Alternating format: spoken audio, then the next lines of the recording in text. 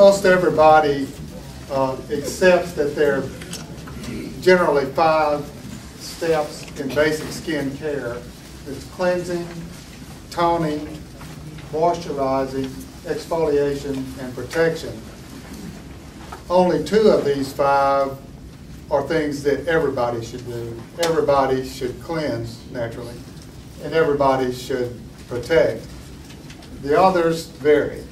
So I'm going to start with cleansing, and Sherry Lindikins, our esthetician, deals with these matters on a daily basis more than the doctors do, so I'm going to bring in her input on this. But starting first with cleansing, I think pretty much everybody agrees that a cleanser should not contain soap or detergents or alcohol or anything very irritating.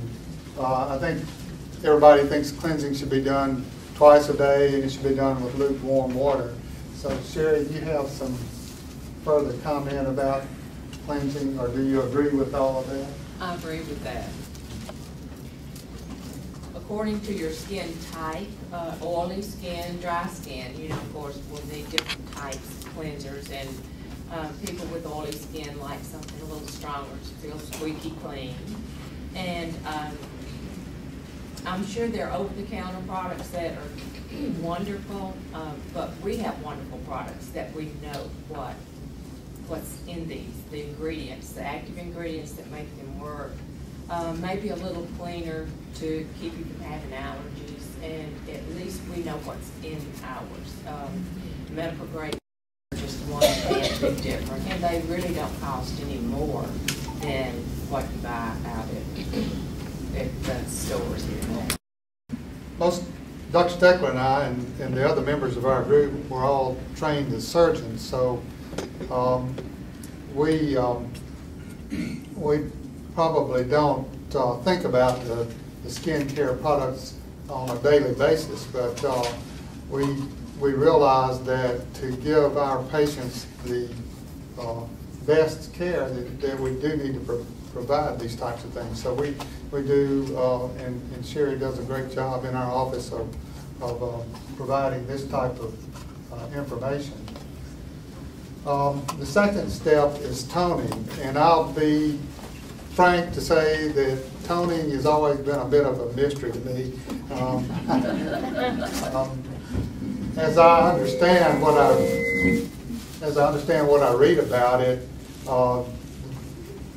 one of the purposes is to reduce oil in the skin, and then secondly, you're trying to decrease cell gaps and close pores and that sort of thing. So Sherry, maybe you could enlighten us on just what toning is. Toning actually changes the pH of your skin. When you wash your face, it changes the pH, and we want to get it back to the natural pH. And when you tone your face, there's toners for oily skin, there's toners for dry skin. Just a quick pass over takes any debris left from your cleanser. If you have oily skin, it takes a little more of that oil off, feels good. And some people with dry skin absolutely won't do toners, and that's okay. You know, everybody doesn't have to do every step. But toners are good. They get your pH back to where it should be to accept the products that moisturize or sunscreens that you're going to put on immediately after that. One thing I think you need to watch out for, and I know being ladies, you all study the ingredients. I see you in the grocery store looking at the cans. Some toners do have alcohol and witch hazel in them, and a person with sensitive skin or dry skin would not want to use something like that. So you have to pick your ingredients. Oh, true. And if it has alcohol in it, if you have oily skin, it makes your skin more oily. It irritates the hair follicles, you know, and it just makes more oil. So you want to stay away from the alcohol. Right. Next step is the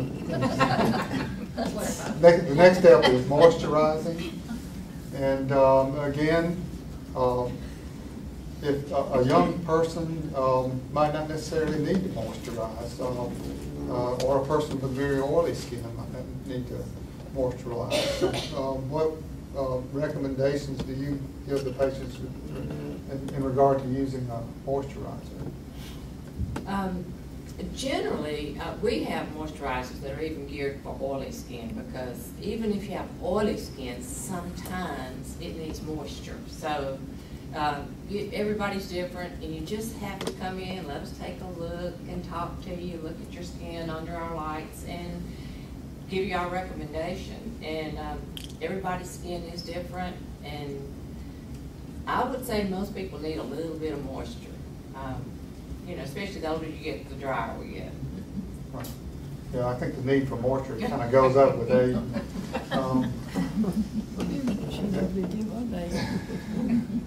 Exfoliation. There are products that you can use at home to exfoliate. Sometimes you need to go beyond that, but would you comment on that?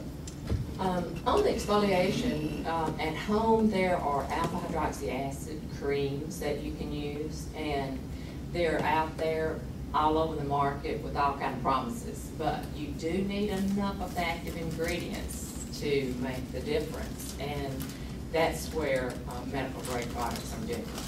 There's enough, and we know our percentages, we know what's in our products.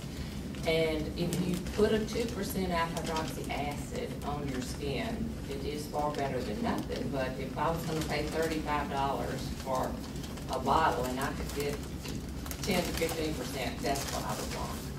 And what these little exfoliation creams do is that your body makes a glue-like substance that holds skin cells together. And if you apply this alpha hydroxy acid to your skin every day, it helps dissolve that bond, helps those old, ugly, dead skin cells to come off and new ones come to the surface quicker. And sometimes it can be a little irritating. You have to play with the percentages and see what's best for you, but it makes a big difference in the texture and the pores in your skin. That's where the exfoliation, and then there's physical exfoliators, you know, the little scrubs that you can use a couple of times a week. And even using a cream alpha hydroxy acid on your skin every day, you probably need to do a little physical scrub, just not the ones with the apricot shells all crushed up, because that tears the skin, and that's where you get into trouble in the drugstores, buying those kind of exfoliators.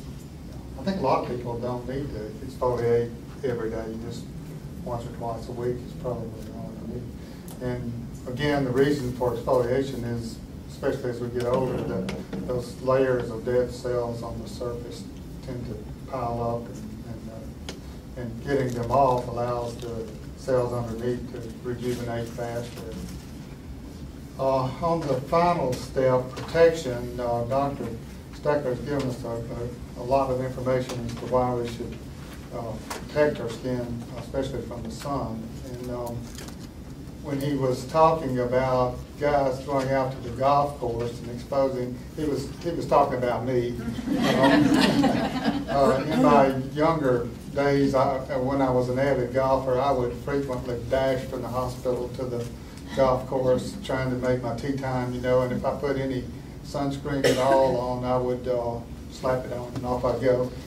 And so now, I don't know, those of you up front can see I've got some red spots. I'm treating some of these actinic keratosis that he was talking about with a 5-fluorouracil cream.